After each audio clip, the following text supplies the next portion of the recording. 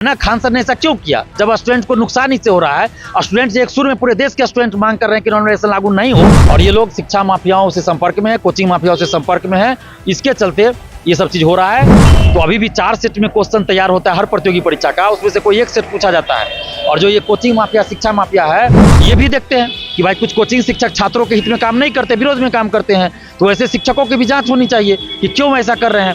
जैसे हम तो मांग करते हैं सरकार से कि जितने भी शिक्षा माफिया हैं, कोचिंग माफिया, सब पे कठोर कार्रवाई कीजिए, लेकिन बड़े बड़े लोगों को बचा लिया जाता है। कोई भी पार्टी सरकार में हो, कोई भी गठबंधन सरकार में हो, सम्राट चौधरी जी, विजय सिन्हा जी भी जब सरकार में थे, विपक्ष में थे, तो उस समय हम लोग के आंदोलन के समर्थन में बोलते थे, चाहे वो सप्लीमेंट्री रिजल्ट हो या BSSC 3 पेपर लीक का हो। आज सिपाही अभ्यर्थी हो, दरोगा अभ्यर्थी हो, शिक्षक अभ्यर्थी हो, BPSC सिविल सेवा के अभ्यर्थी, सभी परेशान है। यूनिवर्सिटी के अभ्यर्थी हो, कॉलेज स्कूल के हो, सब परेशान है छात्र। देखिए 17वीं प्रीलिम परीक्षा, BPSC प्रीलिम परीक्षा जो है उसको लेकर के जो विवाद उठ रहा है, विवाद है नॉर्मलाइजेशन करना। आखिर ये क्या है? और हमारे साथ जो है छात्र नेता दिलीप कुमार, उनसे पूछेंगे कि ये क्या है, इसको लेकर के जो आप लोग कल आंदोलन करने वाले हैं, महा आंदोलन करने वाले हैं, क्यों करने वाले हैं? पहले हमारे जो दर्शक उनको बताइए कि नॉर्मलाइजेशन है क्या। देखिए, नॉर्मलाइजेशन अगर सही से कहे तो धांधली सेटिंग का एक सुरक्षित तरीका है। इसमें कम मार्क्स वाले का ज्यादा, ज्यादा वाले का कम हो जाता है, कुछ पता नहीं चलता है। इसमें आसानी से शिक्षा माफिया से निवारी कर लेंगे, जिससे वो पैसा लिए रहेंगे तो कम मार्क्स भी रहेगा तो पास करवा लेंगे, तो इससे धांधली सेटिंग ज्यादा हो जाएगी। और BPSC ने जो तर्क दिया नॉर्मलाइजेशन के पीछे कि 10 से 12 लाख संख्या होगी, एक शिफ्ट में एग्जाम लेना संभव नहीं है, तो अलग अलग शिफ्ट में लेंगे और नॉर्मलाइजेशन लागू करेंगे, तो अब तो 10 लाख संख्या नहीं है, 5 लाख से भी कम संख्या है, तो अब क्यों नॉर्मलाइजेशन लागू हो रहा है? फिर दिया गया कि एक सेट में क्वेश्चन देने से पेपर लीक हो जाता है, तो 3 सेट में क्वेश्चन देंगे, तो अभी भी 4 सेट में क्वेश्चन तैयार होता है हर प्रतियोगी परीक्षा का, उसमें से कोई एक सेट पूछा जाता है। और जो ये कोचिंग माफिया, शिक्षा माफिया है, वो चारों सेट का क्वेश्चन आउट करवा लेते हैं और रटवा देते हैं, जिससे पैसा लेते हैं उसको चारों सेट का क्वेश्चन आंसर रटवा देते हैं। जिस सेट का क्वेश्चन पूछा वो क्वेश्चन बना के आ गया, क्वालिफाई कर गया। तो अभी भी ये 3 सेट में क्वेश्चन देंगे तो क्या होगा, तीनों सेट का एक क्वेश्चन आउट करा लेगा। शिक्षा माफिया जो कह रहे हैं, खुलकर आरोप लगा रहे हैं, इसमें कुछ कोचिंग शिक्षक है, कुछ अधिकारी है, कुछ नेता है।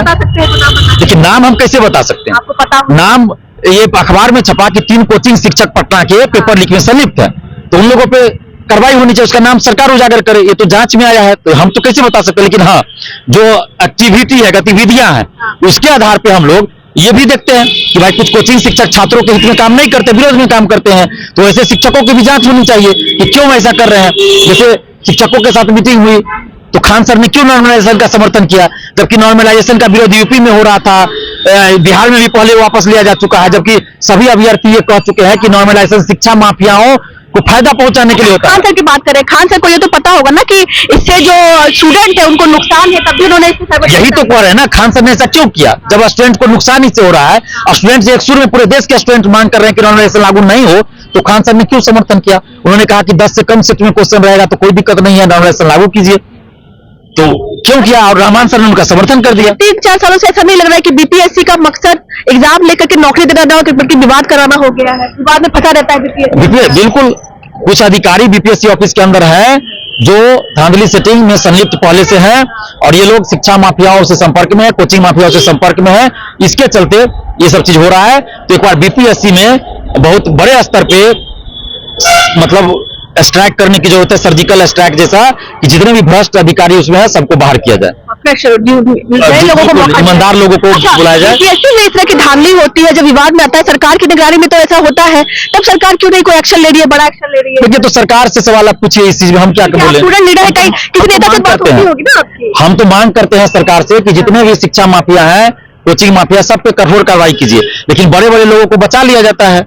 कोई भी पार्टी सरकार में हो, कोई भी गठबंधन सरकार में हो, बड़े बड़े लोगों को बचा लिया, जैसे कोचिंग शिक्षक हुए, अधिकारी बड़े बड़े हुए, बड़े बड़े सेटर हुए, उन लोगों को बचा लिया जाता है। और जब तक उन लोगों पे कार्रवाई नहीं होगी तब तक पेपर लीक धांधली सेटिंग नहीं रुकने वाली। तेजस्वी यादव ने भी इस पर सवाल उठाया है, और इस पर जब जो है सवाल किए हैं कि कब तक जो शिक्षा इसके स्टूडेंट के साथ जो है खिलवाड़ किया जाएगा। देखिए, ये तो विपक्ष में जो भी लोग रहते हैं वो ऐसा बोलते हैं, आंदोलन होता है तो बोलते हैं कि हम छात्रों के साथ हैं, लेकिन जब सरकार में रहे तब वो साथ रहे, तब देखने वाली बात है। सम्राट चौधरी जी, विजय सिन्हा जी भी जब सरकार में थे, विपक्ष में थे, तो उस समय हम लोग के आंदोलन के समर्थन में बोलते थे, चाहे वो सप्लीमेंट्री रिजल्ट हो या BSSC 3 पेपर लीक का हो, CGL 3 पेपर लीक का, या फिर 2022 में नॉर्मलाइजेशन परसेंटाइल के खिलाफ आंदोलन। लेकिन जब आप सरकार में है तो अभी वो सप्लीमेंट्री रिजल्ट पे नहीं कुछ बोले, अभी इस पे नहीं कुछ बोल रहे बात हुई हैं। आपकी और तेजस्वी यादव जी भी जब उस समय सरकार में थे तो वो लोग भी चुप रहते थे। तो सत्ता पक्ष जब तक विपक्ष में थे तब तक सवाल उठाते हैं और जैसे ही सत्ता में आते हैं सरकार में रहने पे काम करे तब देखा जाएगा ना। तो तेजस्वी यादव जी जब सरकार में थे तब तो हम लोगों से कभी न बात किए, न ही छात्रों के आंदोलन का समर्थन किए, लाठियां हम लोग खाते रहे। नीतीश कुमार जी ने संज्ञान जरूर लिया और हम लोगों की मांगों को माना, जिसके लिए हम धन्यवाद देते हैं नीतीश जी को। लेकिन जो भी पार्टी है सत्ता में हो या विपक्ष में हो, छात्रों के मुद्दे पे कम से कम संवेदनशील होना चाहिए। और ये आंदोलन विशुद्ध रूप से छात्र आंदोलन है, कोई पॉलिटिकल इसमें हस्तक्षेप नहीं है। अच्छा, क्या तैयारियां हैं कल के? बीपीएससी ऑफिस के बाहर हम लोग 11:30 बजे जुटेंगे और शांतिपूर्वक अपनी बातों को सरकार के सामने रखेंगे और बीपीएससी के चेयरमैन सर से मिलकर चेयरमैन सर के सामने। चाहे मामला बीपीएससी परीक्षा का हो, अभी कुछ दिन पहले ही कल की बात है, कल ही वो आंदोलन खत्म हुआ एनसीएल ईडब्ल्यूएस को लेकर के। बार बार स्टूडेंट को जो है कोचिंग संस्थान से उठकर सड़क पे आना पड़ता है। आखिर क्या ये बिहार में हो क्या रहा है? देखिए, आज स्टूडेंट लीडर में बैठे आज सिपाही अभ्यर्थी हो, दरोगा अभ्यर्थी हो, शिक्षक अभ्यर्थी हो, बीपीएससी सिविल सेवा के अभ्यर्थी हो, सभी परेशान है। यूनिवर्सिटी के अभ्यर्थी हो, कॉलेज स्कूल के हो, सब परेशान है छात्र छात्राएं। क्योंकि सरकार और जितने पॉलिटिकल पार्टियां हैं, नेता हैं, सभी लोग युवाओं के प्रति संवेदनशील नहीं, असंवेदनशील है। और ये चुनाव के समय सिर्फ मुद्दा भुलाएंगे, युवाओं की बात करेंगे। सरकार की थपथपा रही है कि आप नौकरी दे रहे हैं। वैकेंसी तो बिहार में आ रही है, वैकेंसी तो बहुत बिहार में आ रही है, इतनी वैकेंसी तो किसी और राज्य में नहीं आ रही है। लेकिन सबसे बड़ा यहाँ दिक्कत है कि धांधली सेटिंग, पेपर लीक, शिक्षा माफिया हावी है। तो सरकार को उस पर भी कार्रवाई करनी चाहिए, तब उनको वैकेंसी का पूरा क्रेडिट मिलेगा। अच्छा, एक बात बताइए, मोटी फीस दे करके लोग परीक्षा में जाते हैं, फॉर्म भरते हैं, फिर तैयारी करते हैं और जब पेपर लीक होती है तो आप स्टूडेंट से बात करते हैं, कैसा लगता है जब वो अपना नुकसान सुनाते हैं आपको? देखिए, बहुत दर्द, हम भी तो एक अभ्यर्थी रहे हैं, बीपीएससी की तैयारी करते करते कब छात्र नेता बन गए हमें भी नहीं पता चला। आंदोलन पड़ता है, बिल्कुल होता, कितना बार खाना पड़ा, जेल जाना पड़ा है, पुलिस घसीट के ले जाती है। तो ये सब तो संघर्ष तो करना ही है। लेकिन अभ्यर्थियों को दिक्कत तो होती है, क्योंकि महीना का जब लास्ट होता है ना, 5 दिन 7 दिन बचता है, तो पैसा खत्म हो जाता है। अधिकतर स्टूडेंट, 90% स्टूडेंट के पास, हम भी इस चीज को झेले हैं। कभी कभी ऐसा होता है कि एक टाइम का खाना खा के रहना पड़ता है, कभी कभी ऐसा होता है कि दिन में लेट से खाना खाए ताकि रात में खाना नहीं खाना पड़े, क्योंकि पैसा नहीं है। तो ये सब चीज हम लोग भी झेले हैं। एक छोटा सा रूम में रहना पड़ता है किसी तरह एडजस्ट करके, तो ये सब चीज झेलना पड़ता है स्टूडेंट को। नॉर्मलाइजेशन की बात आनंद फानंद में सरकार ये बीपीएससी वाले को लाना पड़ा, आखिर क्या वजह रही? देखिए, ये पूरी तरह शिक्षा माफियाओं, परीक्षा माफियाओं के इशारे पे ऐसा हो रहा है और मिली भगत है। और ये तो दर्शाता है कि वैसे शिक्षकों के साथ बीपीएससी ने खुद मीटिंग किया है, तो ये तो दर्शा रहा है कि भाई बहुत बड़ा खेल चल रहा है। वो शिक्षक पीठ पे बातें हैं कि हमारे यहाँ से इतने स्टूडेंट निकले हैं, ये बने हैं, वो ब्रांडिंग करना है, पैसा भी कमाना है, ब्रांडिंग भी करना है कि इतने डीएसपी, इतने एसडीएम हमारे कोचिंग से बने हैं।